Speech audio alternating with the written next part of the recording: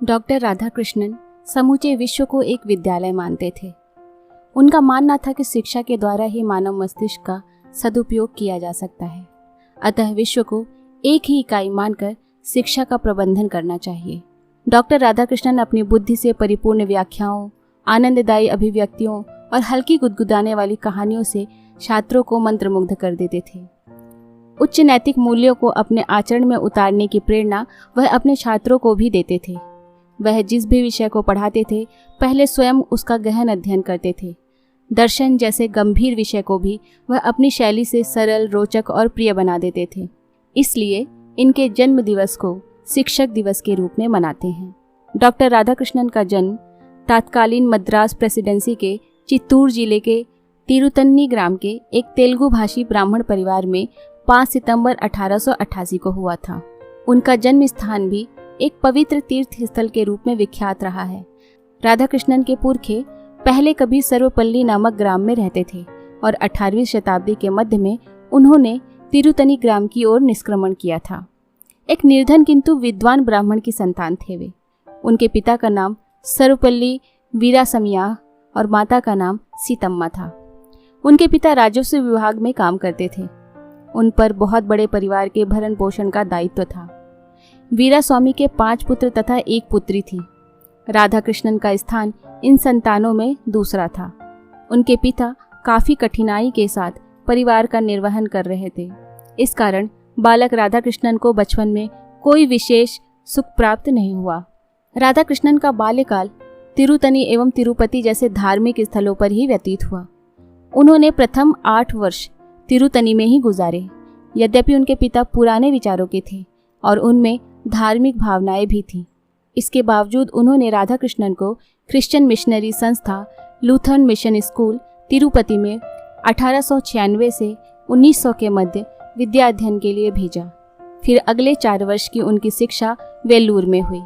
इसके बाद उन्होंने मद्रास क्रिश्चियन कॉलेज मद्रास में शिक्षा प्राप्त की। वह बचपन से ही मेधावी थे। इन 12 वर्षों के अध्ययन काल में राधाकृष्णन ने बाइबल की महत्वपूर्ण अंश भी याद कर लिए।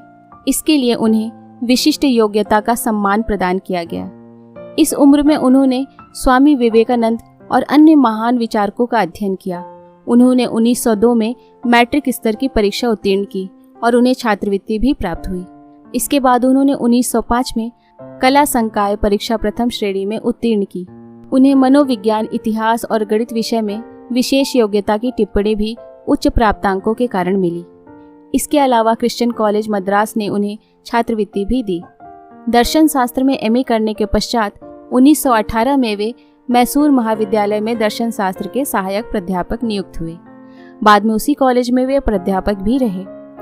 डॉक्टर राधाकृष्णन ने अपने लेखों और भाषणों के माध्यम से विश्व को भारतीय दर्शन शास्त्र से परिचित कराया।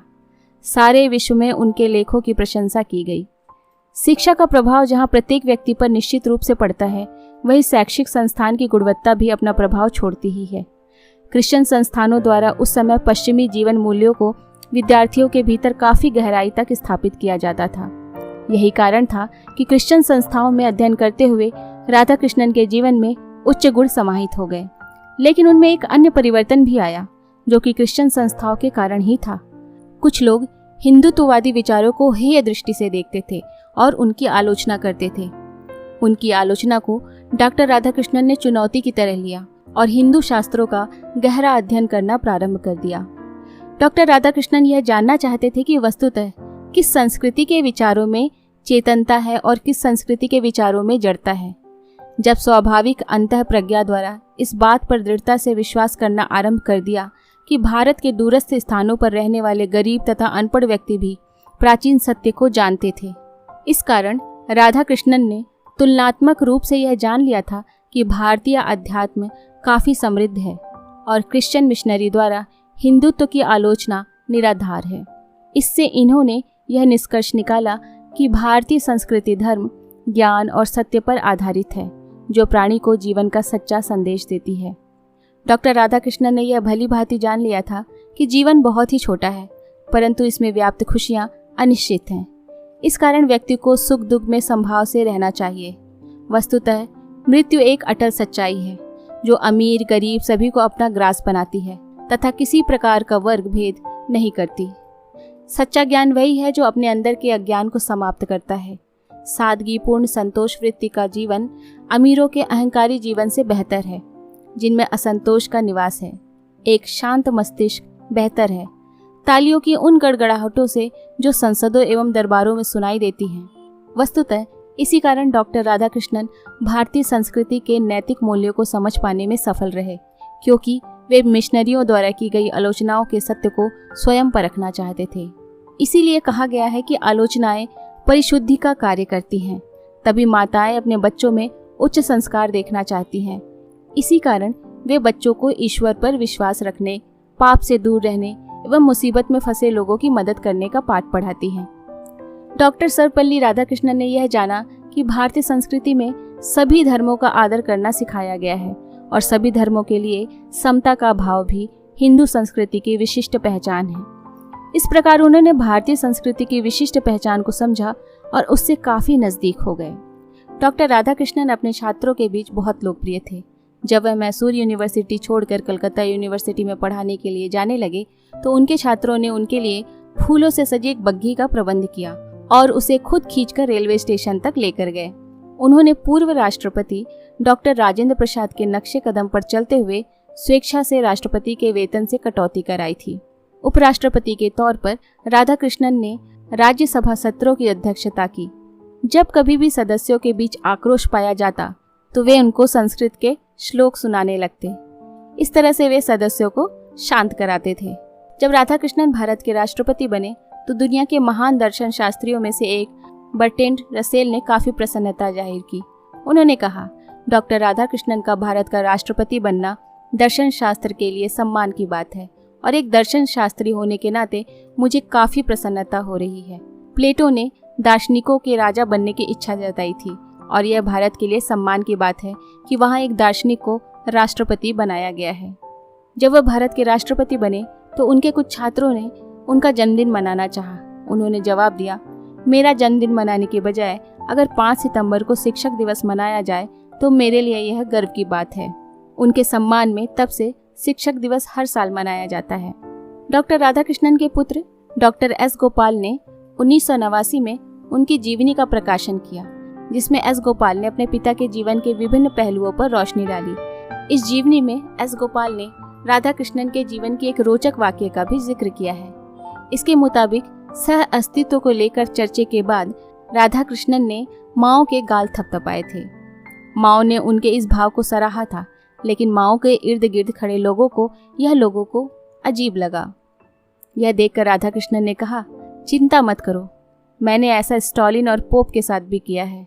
1962 में ग्रीस के राजा ने जब भारत का राजनयिक दौरा किया तो डॉक्टर सर्वपल्ली राधाकृष्णन ने उनका स्वागत करते हुए कहा था, महाराज, आप ग्रीस के पहले राजा हैं जो कि भारत में अतिथि की तरह आए हैं। सिकंदर तो यहाँ बगैर आमंत्रण का मेहमान बनकर आए थे।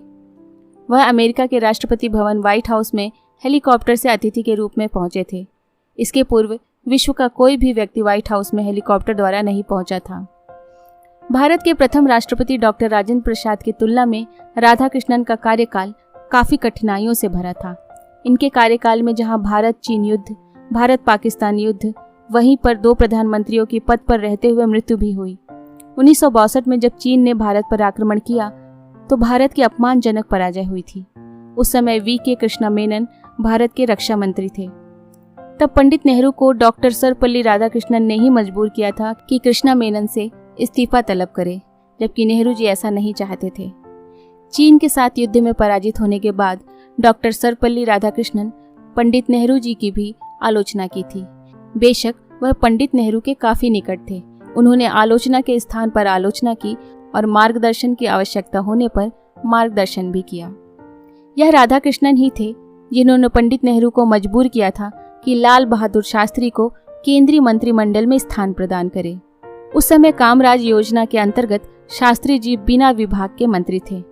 पंडित नेहरू के गंभीर रूप से बीमार रहने के बाद प्रधानमंत्री कार्यालय शास्त्री जी के परामर्श से ही चलता था। डॉक्टर सर्वपल्ली राधाकृष्णन के कार्यकाल में ही पंडित नेहरू और शास्त्री जी की प्रधानमंत्री के पद पर रहते हुए मृत्यु हुई थी, लेकिन दोनों बार नए प्रधानमंत्री का चयन सुगमता पूर्वक किया गया, जबकि दोनों बार उत्तराधिकारी घोषित नहीं था और न ही संवैधानिक व्यवस्था में कोई निर्देश था कि ऐसी स्थिति में क्या किया जाना चाहिए।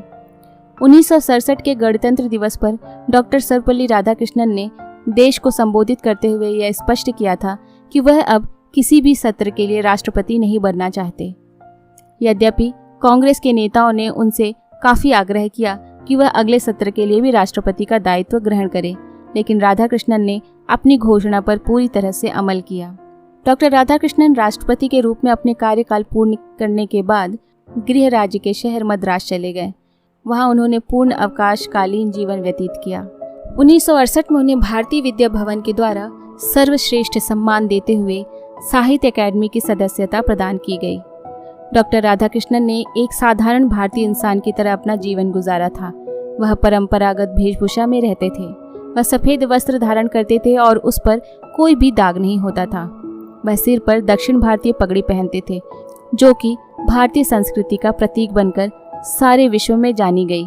उन्होंने एक बेहतरीन लेखक के रूप में 150 से अधिक रचनाएं लिखी। अपने दर्शन शास्त्रीय विचारों के प्रकाशन द्वारा सर्वपल्ली राधाकृष्णन ने पश्चिम का ध्यान अपनी ओर आकृष्ट किया। इन्हें 1922 में ऑक्सफोर्ड विश्वविद्यालय द्वारा the Hindu view of life विषय पर व्याख्यान देने के लिए आमंत्रित किया गया था। इन्होंने लंदन में ब्रिटिश एम्पायर के अंतर्गत आने वाली यूनिवर्सिटीज के सम्मेलन में कलकत्ता यूनिवर्सिटी का प्रतिनिधित्व भी किया। 1926 में राधाकृष्णन ने यूरोप और अमेरिका की यात्राएं भी की। इनका सभी स्थानों पर शानदार स्वागत किया गया।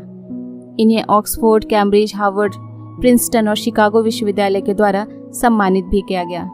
डॉक्टर राधाकृष्णन को यूरोप एवं अमेरिका के प्रवास के प्रत्येक क्षणों की स्मृति थी। इंग्लैंड के समाचार पत्रों ने इनके वक्तव्यों को आदर के साथ प्रशंसा की। उनकी टिप्पणियों से प्रकट होता था कि सर्वपल्ली राधाकृष्णन एक ऐसी प्रतिभा है जो न केवल भारत के दर्शन शास्त्र की व्याख्या कर सकता है, बल्कि पश्चिम का दर्शन शास्त्र भी उनकी प्रतिभा के दायरे में आ जाता है। एक शिक्षाविद के रूप में उनको असीम प्रतिभा का धनी माना गया। भारत के प्रथम राष्ट्रपति डॉक्टर राजेंद्र प्रसाद जी ने महान दार्शनिक, शिक्षाविद और लेखक डॉक्टर राधाकृष्णन को देश का सर्वोच्च अलंकरण भारत रत्न प्रदान किया। शिक्षा के क्षेत्र में डॉक्टर राधाकृष्णन का अमूल्य योगदान रहा। वे बहुमुखी प्रतिभा के धनी थे। वह एक विद्वान, शिक्षक, वक्ता, प्रशासक, राजनयिक, देशभक्त और शिक्षा शास्त्री थे। अपने जीवन में अनेक उच्च पदों पर रहते हुए भी वह शिक्षा के क्षेत्र में अपना योगदान देते रहे। उनका कहना था, यदि शिक्षा सही प्रकार से दी जाए तो समाज से अनेक बुराइयों को मिटाया जा सकता है।